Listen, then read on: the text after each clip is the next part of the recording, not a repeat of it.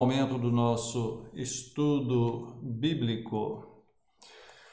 Nós estamos nesse mês falando sobre família, questionando o que é essencial na família, e dentro das respostas que foram dadas, eu fiz uma pesquisa, né? A primeira tinha a ver com a questão do respeito, da dedicação, da harmonia. A segunda agora tem a ver com a espiritualidade, com a fé, com a nossa vida com Deus. Então, vamos trabalhar esse tema hoje.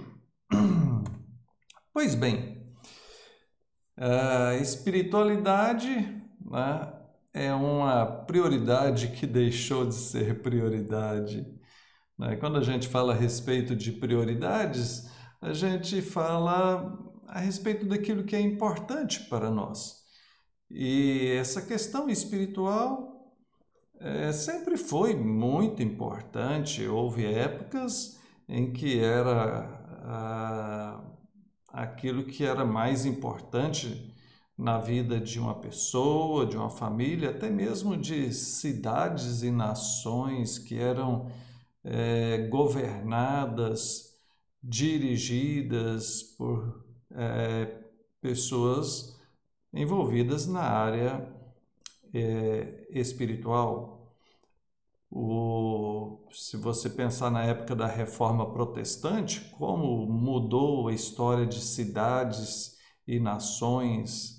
Se você pensar em João Calvino, que é um dos teólogos mais respeitados no meio reformado, ele governava a cidade de Genebra. E aí teríamos vários e vários exemplos. E olhando para a questão particular, as famílias sempre priorizaram isso, mas atualmente isso tem ficado em segundo, terceiro plano. Em primeiro lugar, as pessoas priorizam a carreira profissional, em segundo lugar, a saúde, terceiro lugar, a família, em quarto lugar é o lazer, e lá para quinto, sexto lugar, aí vem a questão espiritual, né? As pessoas chamam de vida espiritual, vida amorosa. Eu não gosto muito de usar esse termo porque nós temos uma vida só, né? Tem a vida disso, a vida daquilo, a vida daquilo outro, né? Não digo que esteja errado dizer assim, mas eu não gosto. Eu prefiro enxergar como na verdade nós somos uma pessoa integral, temos uma só vida e com várias áreas nela, né? Pois bem, queridos. Então, pensando a respeito disso, né, vamos definir melhor aqui o conceito, né? O que é espiritualidade? A definição secular diz que é a conexão do humano com o divino, né? Conectar nós, seres humanos, com aquilo que é divino, Deus, deuses. Depende da religião, né? Mas o que importa para nós é o conceito bíblico, né? Qual o conceito bíblico a respeito de espiritualidade? Como que a Bíblia trata dessa questão da espiritualidade? Seria então o processo do crescimento espiritual, que nós chamamos mais propriamente da maturidade espiritual.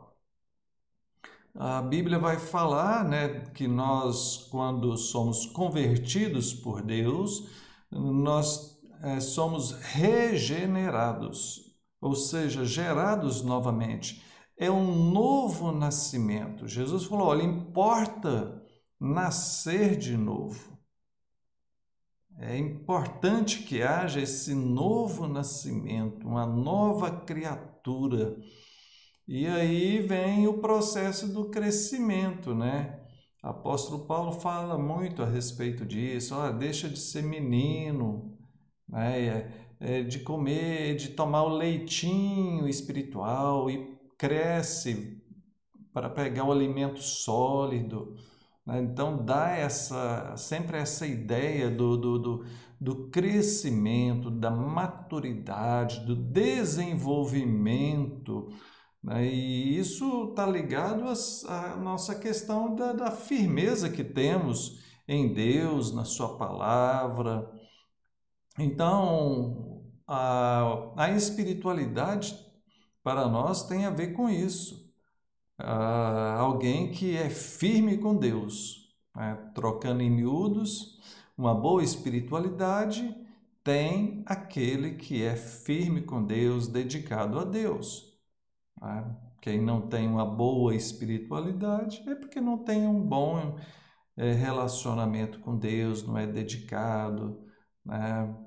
Está vacilando em algumas áreas, ou seja, ainda não cresceu, ainda não amadureceu, ainda está ali novo na fé, fraco na fé, né? Precisando desenvolver, precisando crescer. A maturidade, então, tem a ver com crescimento, com espiritualidade. Então, às vezes eu vou misturar esses termos, né? Porque eles são correlatos, são sinônimos. Maturidade, crescimento, espiritualidade. É o processo de nos tornarmos cada vez mais parecidos com o nosso Senhor Jesus Cristo e os seus ensinos que estão na Bíblia. Efésios 4,13 diz: até que todos alcancemos a unidade da fé e do conhecimento do Filho de Deus e cheguemos à maturidade, atingindo a medida da plenitude de Cristo. Fantástica essa definição, mostrando a necessidade de todos nós crescermos até nos tornarmos como Jesus. Isso é impossível ser igual a Jesus, mas esse é o objetivo. É o discípulo ser igual ao mestre. Ele copia, ele imita, ele se esforça para ser igual ao seu mestre. Esse é o nosso objetivo, esse é o processo de crescimento espiritual. Cada vez mais sermos mais parecidos com o nosso Senhor Jesus. Então, a busca da espiritualidade, a busca desse crescimento, deve ser a nossa meta, o nosso objetivo. No mundo secular, fala-se muito a respeito disso, meta, vamos bater a meta. Qual é o objetivo? Trace objetivos, metas, alvos. E aí, na vida cristã, nosso objetivo principal é crescer, é cada dia melhorar um pouco mais, termos uma boa espiritualidade, um bom relacionamento com o Senhor. O Senhor Jesus fala, né? Buscai, pois, em primeiro lugar o seu reino e a sua justiça, e todas estas coisas vos serão acrescentadas. Eu acho legal isso porque dá a ideia de prioridade, né? Algo que tem que ser feito em primeiro lugar, né? Vem em primeiro lugar ali. Então, prioridade para nós é a busca do reino de Deus. Buscar em primeiro lugar o seu reino e a sua justiça, queridos. Então, é nos esforçarmos para que isso seja algo verdadeiro, algo autêntico na nossa vida, né? Então, eu peço a Deus que seja assim contigo, tá? Então, pensando a respeito dessa escala de valores, né? Eu estou falando a respeito de prioridade, até organizei aqui a sequência dos slides. Escala de valores, né? É importante ressaltar isso. Primeiro lugar é Deus, gente. Deus em primeiro lugar. O texto que acabamos de ler, buscar em primeiro lugar o seu reino e sua justiça. Então, não há nada que possa ocupar o primeiro lugar em nossas vidas a não ser Deus. Marcos 12 vai falar: amarás, pois, ao Senhor teu Deus de todo o teu coração, de toda a tua alma, de todo o teu entendimento, de todas as tuas forças. É dedicação total, integral a Deus. Deus em primeiro lugar. Segundo lugar, família. Tá? Nessa escala de valores. Deus valoriza a família. E nós também devemos fazer isso. Devemos valorizar a família. 1 Timóteo 5,8 diz: se alguém não cuida dos seus, especialmente dos da sua família, tem negado a fé e é pior que um incrédulo.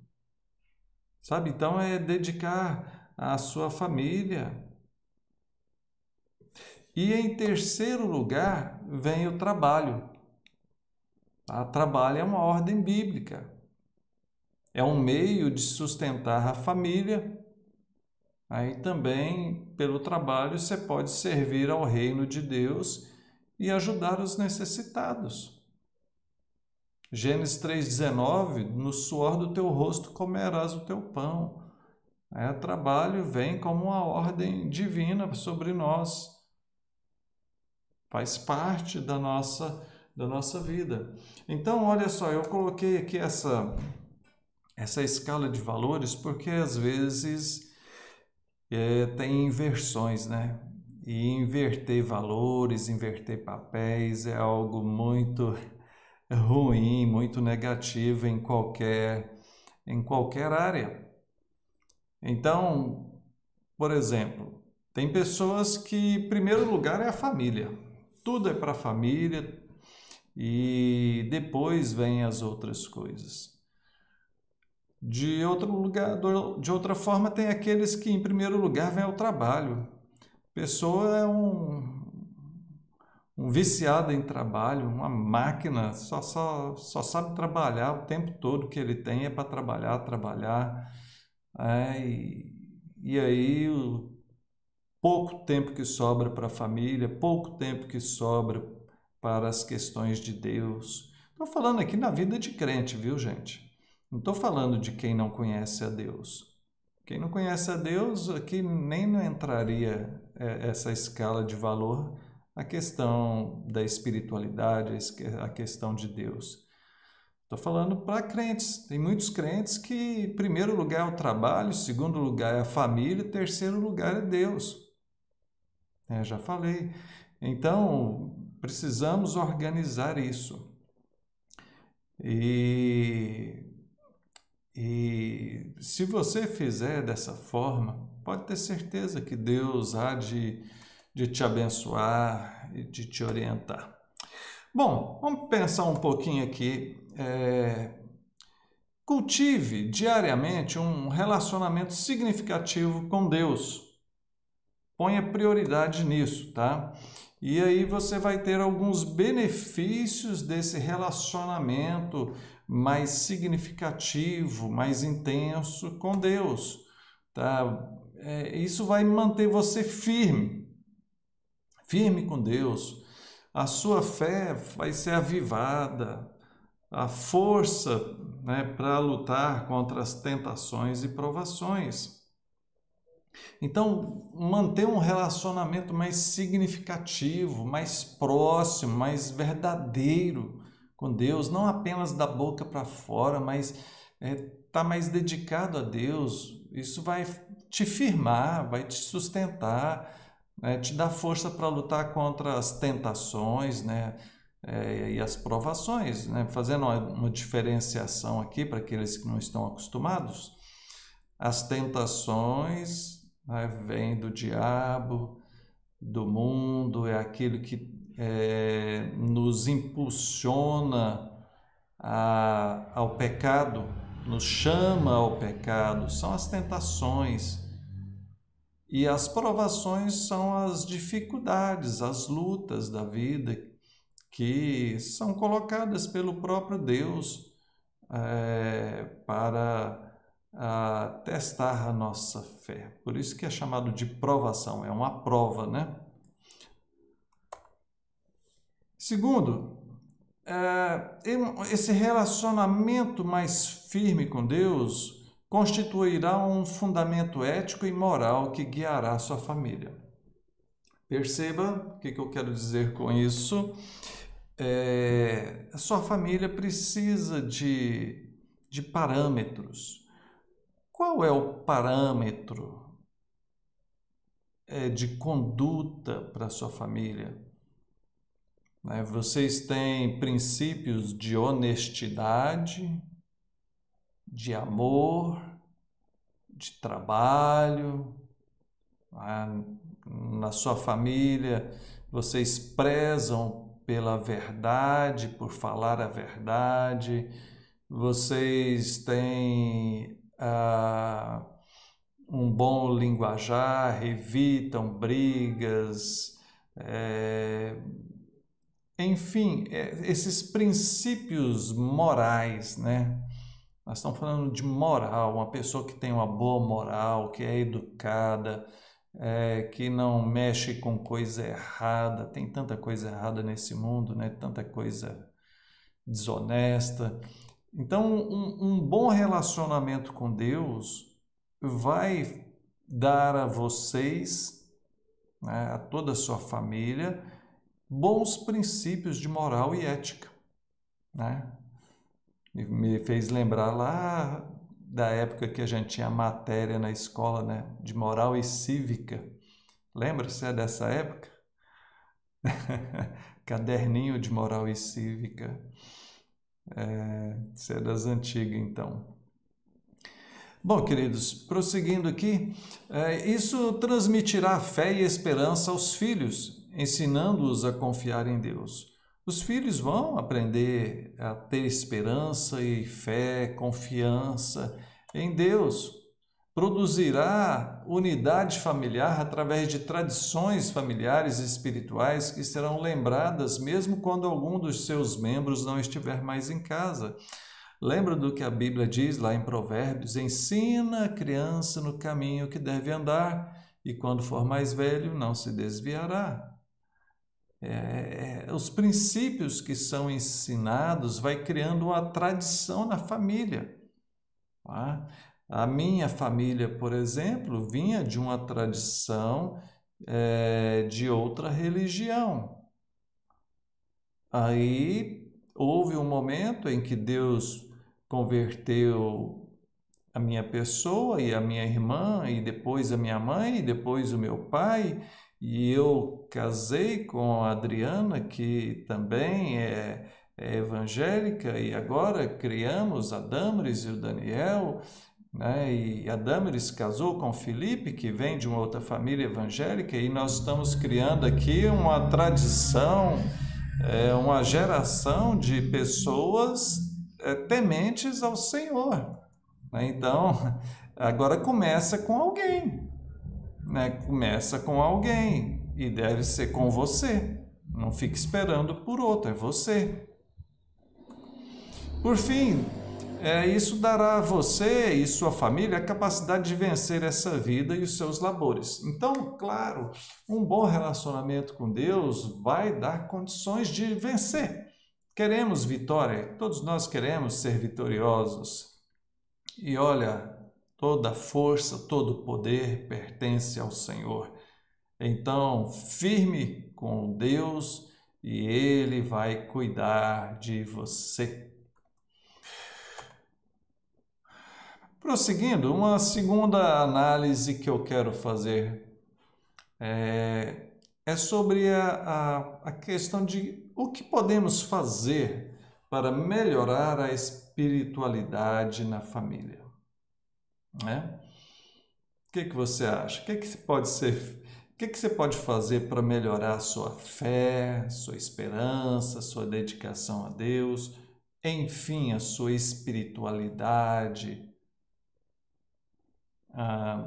Vou enumerar aqui algumas questões. A primeira, tenha temor do Senhor, leve uma vida santa, tenha hábito de oração, de leitura bíblica, seja fiel e tenha envolvimento na obra de Deus, etc, etc. É o básico, eu coloquei aqui o básico do básico, né, gente? Leitura bíblica e oração. Leia a Bíblia e faça a oração. Leia a Bíblia e faça a oração. Sem isso, você não vai conseguir, não. Gente, a gente fica chovendo no molhado, repetindo as mesmas coisas, e a gente repete porque o povo não obedece, né? Esquece. Então, gente, vida com Deus, temor, vida santa, né? Foge do pecado. Quando a gente fala de santidade, é vida sem pecado. Foge do pecado. Se você está na prática do pecado, não adianta nada. Esquece isso aqui tudo. Não vai adiantar nada. Primeira coisa, você toma jeito, larga o pecado, firme o golpe com o Senhor, vai andar com Deus, ser fiel, vida santa, peça perdão, né? Primeira coisa. Aí vai ler a Bíblia, orar, jejuar, firmar na igreja, participar das coisas da igreja. Quem não participa da igreja é difícil demais. A gente precisa estar junto dos irmãos, a gente precisa estar envolvido nas coisas da igreja, senão não vai. Sozinho a gente não vai. Bom, vamos lá. Segundo, agora algumas coisas diferentes que eu quero falar para você. Revise suas próprias crenças. Pergunte-se quão convencido você está daquilo em que crê, que confessa, e qual que está sendo o seu grau de participação, de prática, de vivência disso. Faça uma análise aí, som do seu coração, faça uma análise sincera, né? Você realmente acredita nisso? Você está bem convencido disso? Da sua fé em Deus, do que a Bíblia diz? E qual tem sido o grau de envolvimento de você nisso? Se você fosse dar uma nota para você mesmo, de 1 a 10, no seu envolvimento com Deus e com as coisas dele, que nota você daria para você? De 1 a 10. Faça essa análise para você decidir se está bom ou se precisa melhorar. Precisa melhorar? Sim ou não? Terceiro, envie todos os esforços para envolver sua família na obra de Deus. Ou seja, se esforce ao máximo. Faça tudo que for preciso para envolver sua família. Você ama a sua família, você deseja que eles estejam junto com você, desfrutando das mesmas coisas. Deus é muito bom e eu quero Deus para todos da minha família. Então, se esforce por isso. Ah, mas eu já falei, não adianta, não adianta. Continue falando e orando. Pense, use a criatividade, peça ajuda. O que você pode fazer para abençoar a sua família? Quarto, aproveite as atividades do dia a dia para viver uma espiritualidade natural e espontânea, onde possam perceber que não se trata de mera religiosidade. Legal, né? É no dia a dia, é no que você faz, sabe? Você não precisa, vou ter um momento especial de oração. Isso é muito bom. Se você puder fazer isso, excelente. Mas comece a viver a vida com Deus e a demonstrar isso nas coisas do dia a dia. Demonstrar isso quando você conversa com os da sua casa. Tem gente que dentro de casa vive dando patada, brigando, sem educação, fala bruto. Já vi isso o homem fazendo, já vi isso a mulher fazendo, já vi isso filhos, jovens, adolescentes e até crianças fazendo isso, dando patada, bravos. Uai, onde fica o cristianismo? Onde é que fica a fé? Onde é que fica Deus nessa hora? Então comece dentro da sua casa, na hora da refeição, na hora que fizerem ou falarem algo que te contrarie, demonstre que você é um cristão, que tem domínio próprio, que tem mansidão. Demonstre isso no seu trabalho, agindo com honestidade, não dando golpe, não fazendo nada desonesto, injusto. Faça isso no trânsito, quando você está dirigindo e alguém te fecha. Ai, gente, trânsito é uma prova de paciência, né? E, ai, ai. Eu direto, é um exercício de paciência para mim, sabe? Demonstre isso nos seus relacionamentos, demonstre isso no dia a dia, para que não seja só hipocrisia, mera religiosidade.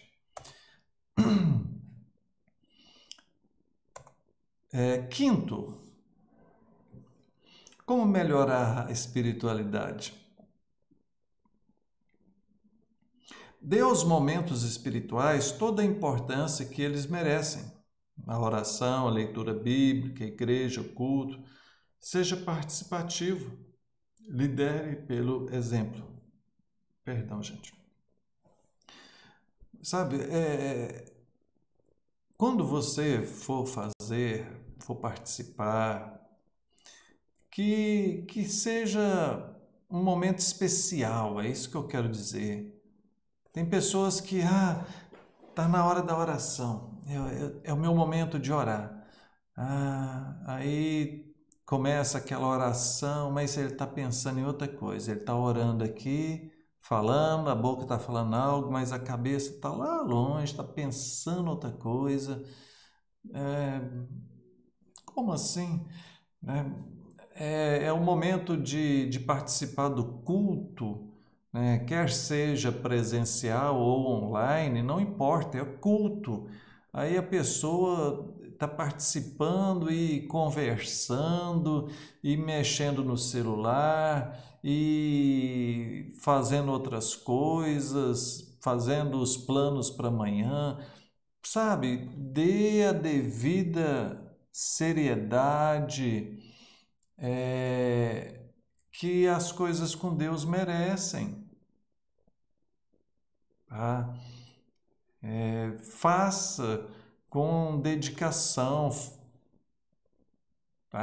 vai tirar momento para orar, é melhor você orar 5 minutinhos, 3 minutinhos, mas de coração totalmente dedicado ao Senhor, do que ter meia hora de oração, mas pensando em outras coisas, a cabeça voando para lá e para cá.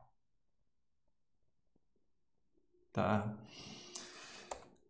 Sexto, aconselhem-se com pessoas que possam colaborar com vocês nessa formação espiritual. Estou falando de como melhorar a espiritualidade, o crescimento, a vida com Deus, e tem pessoas maduras que podem auxiliar, e nós precisamos de ajuda. Então, eu como pastor, eu estou à sua disposição. Nós temos presbíteros, nós temos diáconos, nós temos líderes de ministérios e nós temos pessoas da igreja que não estão exercendo nenhum cargo, mas que têm uma boa maturidade. Procure pessoas que você saiba que pode confiar, que tem bom testemunho, ou seja, tem capacidade de te ajudar. É um erro, é um perigo a pessoa ficar calada, tentar resolver tudo sozinho, certo? Então, busque ajuda. Nós somos a família da fé, a igreja do Senhor, somos irmãos em Cristo e devemos nos ajudar, tá bom? Sétimo, nunca fale mal da igreja, de membros, de líderes. Nunca fale mal deles perto dos seus filhos ou de outras pessoas. Olha, gente, isso é sério. Isso é sério porque denigre e veja, se for algo errado, se for uma mentira, se for uma fofoca, uma calúnia, é um pecado. Falar, fofocar, causar intriga é um pecado. Então é muito sério isso. Não faça isso, não peque.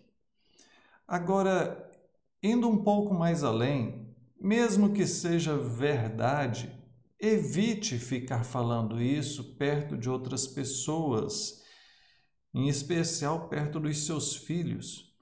Por quê? Porque tira o estímulo daquela pessoa. Então, se a criança ouve o seu pai ou a sua mãe falando mal da igreja, falando mal de algum líder, o que a criança vai pensar? Ah, não, olha aí, não presta e tal. Ele já cria uma aversão com aquilo. Então, não fale perto de outras pessoas, mesmo que seja verdade. Tá? Você tem que estar de olho no coração do seu filho, no coração do seu marido, no coração da sua esposa, dos seus amigos, porque eles estão no processo da maturidade, do crescimento, e eles precisam de palavras de fé, de palavras de ânimo. Olha, vamos ficar firme com Deus, vamos adorar a Deus, Deus é bom. E se alguém vier falar com você a respeito de problemas da igreja, você fala, olha, não quero saber disso, vamos orar. Vamos orar por isso. Essa deveria ser a atitude de todo crente, de todo cristão. Tem um problema? Tem. Então vamos fazer o quê? Vamos sair fofocando? Não, vamos orar. Vamos falar com o dono da igreja. Quem que é o dono da igreja? Jesus. É Jesus que morreu pela igreja. Então, vai orar. Resolva as coisas em oração, tá bom? Por fim, última coisa que eu quero dizer. Como melhorar a espiritualidade na família? Faça tudo isso que eu falei até aqui de forma que seja algo bom, algo agradável, algo atraente. Sirva ao Senhor com alegria, Salmo de número 100. Sabe, isso precisa ser bom, gente. E é bom. Olha, eu sou crente porque eu amo isso, eu amo o meu Senhor, eu amo a igreja, eu amo a obra do Senhor, eu amo a Bíblia, eu amo orar, eu não quero outro estilo de vida. Esse é o que eu sou feliz, esse é que eu mais gosto. Tenho prazer na Bíblia, tenho prazer de estar na casa do Senhor, tenho prazer de estar no meio dos louvores, tenho prazer de louvar ao meu Deus e cultuá-lo, sabe? Faça tudo isso com alegria, porque se for fazer, se for só um monte de regras, 8 pontos para melhorar a espiritualidade.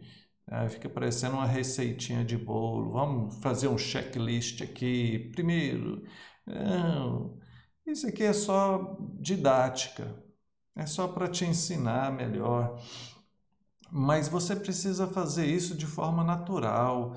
Fazer com que isso seja algo agradável. Então, muda o seu pensamento. Não é algo penoso.